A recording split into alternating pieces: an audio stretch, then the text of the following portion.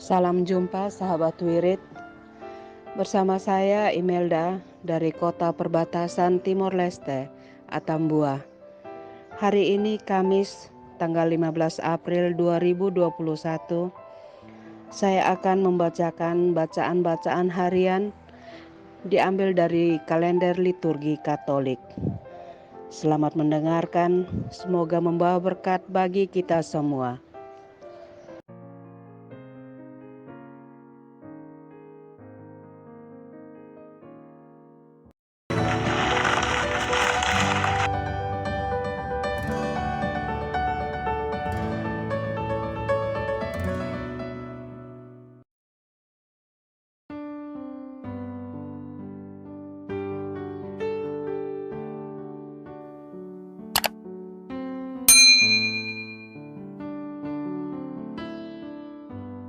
Bapak, Ibu, Saudara sekalian, selamat datang di channel Traveling with Jesus, teman baca Alkitab setiap hari bagi Anda semua.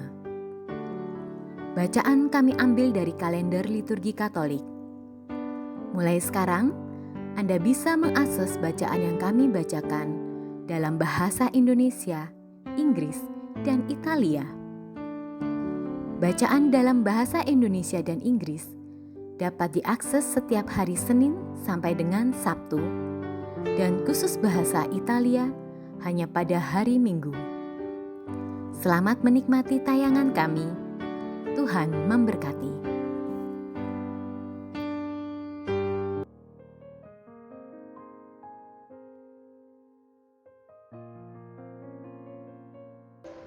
Peringatan Orang Kudus hari ini adalah Santa Huna. Santa Huna adalah seorang wanita bangsawan, putri dari Adipati Alsace atau yang juga dikenal Duke of Alsace. Setelah dewasa, ia menikah dengan seorang bangsawan dari Hunaweyer bernama Huno. Pasangan ini tinggal di Keuskupan Strasbourg, sekarang merupakan wilayah Prancis, dan diberkati Tuhan dengan seorang putra yang dibaptis dengan nama Deodatus. Santa Huna menjalani hidup sederhana, namun penuh dengan devosi pada Tuhan. Ia adalah seorang ibu Katolik yang saleh, yang membesarkan anaknya sebagai seorang pengikut Kristus sejati. Tidak mengherankan bila setelah dewasa, Deodatus memutuskan untuk menjadi seorang biarawan. Kelak, Deodatus juga dikanonisasi sebagai orang kudus. Santa Huna selalu memulai harinya dengan mengikuti misa di gereja. Setelah itu, ia akan merawat rumah dan mendidik putranya. Tapi rutinitas ini tampaknya tidak cukup bagi Santa Huna. Dalam doanya, ia merasakan panggilan Tuhan untuk berbuat lebih banyak dengan melayani orang lain. Selama ini, hatinya selalu terusik melihat kemiskinan dan kemelaratan masyarakat di sekitarnya. Ia selalu terenyuh melihat keadaan para petani dan para penggarap yang bekerja di lahan mereka. Tuhan lalu membuka mata hatinya. Santa Huna juga dengan sepenuh hati menerima panggilan ini. Ia mulai berupaya melakukan segala sesuatu yang bisa ia lakukan demi membantu para orang miskin. Santa Huna mulai mengunjungi perkampungan para petani dan penggarap di desa-desa sekitarnya. Setiap hari, putri bangsawan ini akan masuk ke rumah para petani yang kumuh dan kotor. Ia memberikan pelajaran agama kepada anak-anak petani, dan dengan tangannya sendiri ia membersihkan rumah mereka. Ia melakukan pekerjaan berat ini demi menyadarkan mereka akan pentingnya kebersihan dan sanitasi lingkungan, sesuatu yang sangat penting akan membuat mereka hidup lebih sehat. Demi membimbing mereka, Santa Huna bahkan mengumpulkan pakaian kotor dan mencucinya. Inilah yang membuat di kemudian hari Santa Huna dikenal sebagai The Holy Washer Woman atau Sang Tukang Cuci Suci. Ia akan berjalan dari rumah ke rumah, mengumpulkan pakaian kotor, mencuci dan menggosoknya sampai bersih. Bila pakaian itu terlalu kotor atau terlalu kumal, ia akan menggantinya dengan pakaian yang baru. Seiring berjalannya waktu, pelayanannya semakin diperluas. Ia memberikan bantuan apa saja bagi semua mereka yang membutuhkannya. Ia menjadi pembimbing bagi masyarakat sekitarnya, mengajari mereka memasak, membersihkan anak, bahkan ikut merawat dan memandikan para orang jompo. Santa Huna tutup usia pada tahun 679 di Hunawir, Alsace, sekarang Prancis, dan dimakamkan di kota tersebut. Banyak mujizat penyembuhan dilaporkan terjadi pada para pesiarah. Pada tahun 1520, ia dikanonisasi oleh Paus Leo ke-10.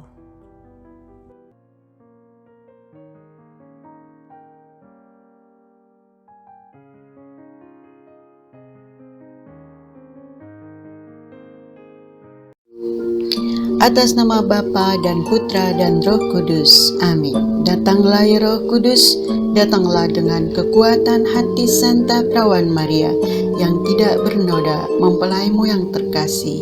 Datang dan penuhilah hidup kami dengan karunia-karuniamu. Amin.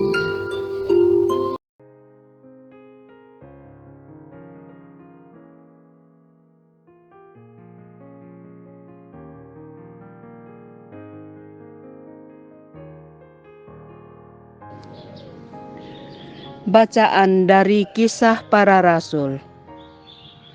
Pagi itu, kepala pengawal Bait Allah serta orang-orangnya menangkap para rasul yang sedang mengajar orang banyak dan menghadapkan mereka kepada Mahkamah Agama Yahudi. Imam besar lalu mulai menegur mereka. Dengan keras, kami melarang kamu mengajar dalam nama Yesus. Namun ternyata kamu telah memenuhi Yerusalem dengan ajaranmu, dan kamu hendak menanggungkan darah orang itu kepada kami. Tetapi Petrus dan rasul-rasul itu menjawab, kita harus lebih taat kepada Allah daripada kepada manusia. Allah nenek moyang kita telah membangkitkan Yesus yang kamu gantungkan pada kayu salib dan kamu bunuh. Dialah yang telah ditinggikan oleh Allah sendiri dengan tangan kanannya, menjadi pemimpin dan juru selamat, supaya Israel dapat bertobat dan menerima pengampunan dosa. Dan kami adalah saksi dari segalanya itu. Kami dan Roh Kudus yang dikaruniakan Allah kepada semua orang yang menaati Dia. Mendengar perkataan itu, sangatlah tertusuk hati mereka, dan mereka berusaha membunuh rasul-rasul itu. Demikianlah sabda Tuhan. Syukur kepada Allah.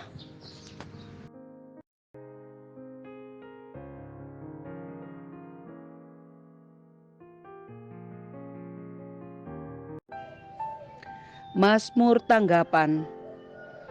Orang yang tertindas berseru, dan Tuhan mendengarkan.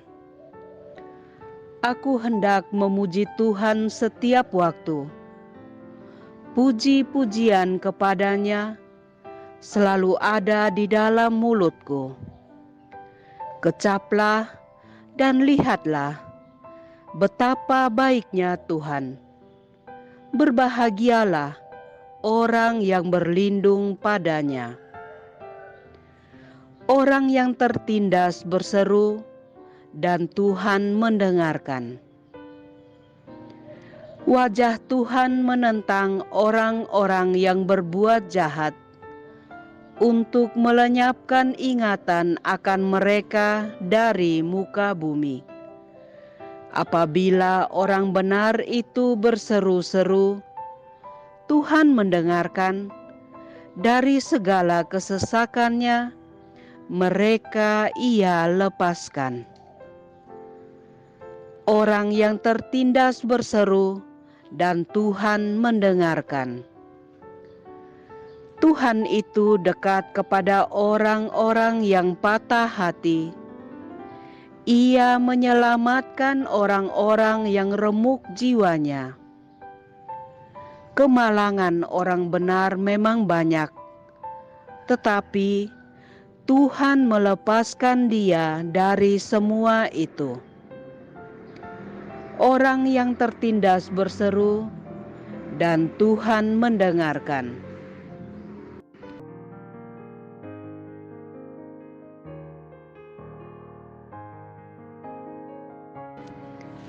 Bait pengantar Injil.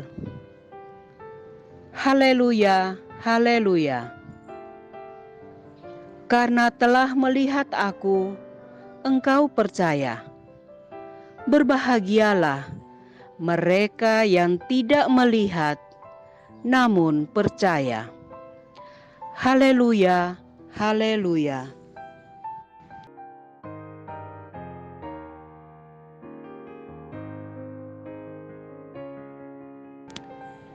Inilah Injil Yesus Kristus menurut Yohanes. Dimuliakanlah Tuhan. Yohanes Pembaptis memberi kesaksian tentang Yesus di hadapan murid-muridnya. Siapa yang datang dari atas, ada di atas semuanya. Siapa yang berasal dari bumi, termasuk pada bumi dan berkata-kata dalam bahasa bumi. Siapa yang datang dari surga, ada di atas semuanya. Ia memberi kesaksian tentang apa yang dilihatnya dan yang didengarnya, tetapi tak seorang pun menerima kesaksiannya itu. Siapa yang menerima kesaksiannya, ia mengakui bahwa Allah adalah benar. Sebab siapa yang diutus Allah, dialah yang menyampaikan firman Allah, karena Allah mengaruniakan Roh-Nya dengan tidak terbatas. Bapa mengasihi Anak dan telah menyerahkan segala sesuatu kepadanya.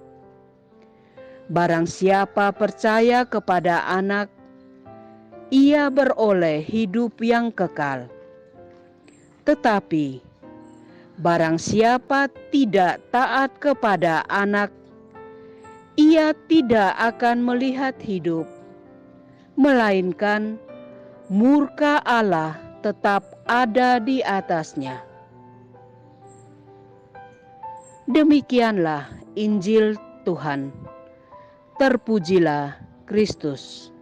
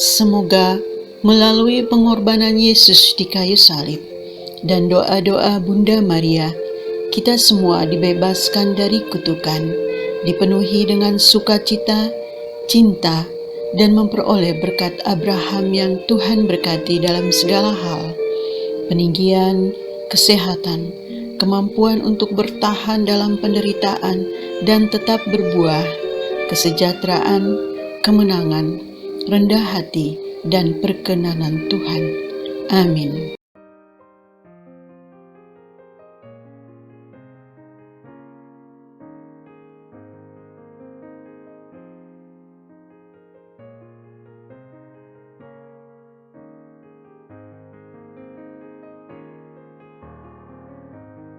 Para sahabat We Read Traveling with Jesus, marilah kita memohon berkat Tuhan untuk kita semua. Tuhan sertamu dan sertamu juga. Semoga saudara-saudari, cita-cita, rencana-rencana, pekerjaan-pekerjaan, kesehatan, dan imanmu senantiasa dibimbing, dilindungi, dan diberkati oleh Allah yang Maha Kuasa, Bapa, Putra, Roh Kudus. Amin.